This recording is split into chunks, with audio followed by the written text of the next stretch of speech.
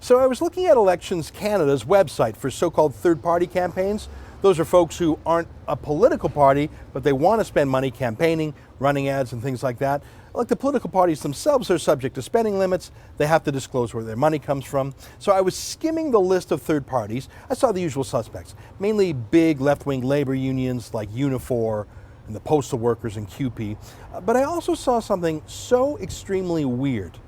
The Canadian Media Guild is a registered third-party campaign group. Here, look right there, you can see it. The Canadian Media Guild. That's the union representing 6,000 journalists in Canada. Here's how they describe themselves on their website. The Canadian Media Guild is a democratic trade union representing 6,000 workers in the Canadian media. Our members work at the Canadian Broadcasting Corporation, the Canadian Press, Reuters, TVO, the Aboriginal People's Television Network, Zoomer Media, Shaw Media, CKOI Radio. We also represent media freelancers. Now, it's shocking to me how any self-respecting journalist can join a union. I mean, journalism to me is about independent creative thinking where your merit is more important than your seniority. Unions are built on the opposite mentality, but let's put that aside for now. The story here is that these 6,000 unionized journalists have decided not just to report on the election, but to campaign in the election by taking their union dues to fight, to advertise, to organize. I bet you didn't know that. I bet you didn't read about this or hear about this on the CBC or in the Canadian Press or Reuters or the others, did you? Gee, it's a surprise. So CBC journalists tell you that their objective reports on the election are fair, they're neutral, they're just telling it like it is, but those same reporters are actually players in the game.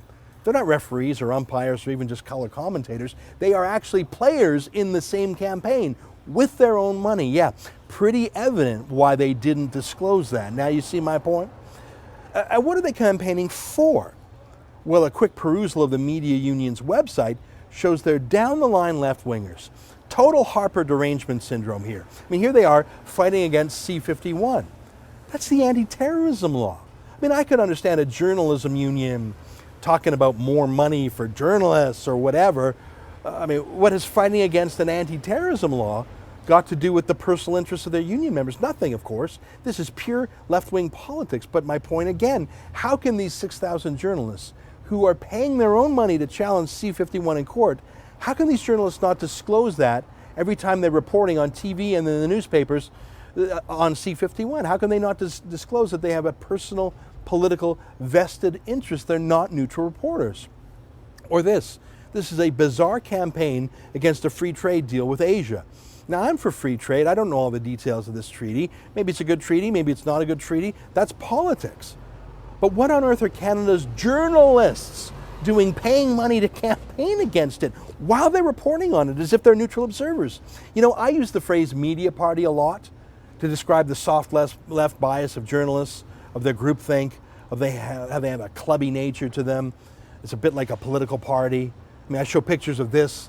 This is of the Huffington Post's Althea Raj and Maclean's Paul Wells whooping it up with Justin Trudeau to show how cozy they are with left-wing politicians. But seriously, not in a million years would I have believed that 6,000 Canadian journalists would register in an election campaign to raise and spend money, their own money, as a third party in this election. They really are a media party.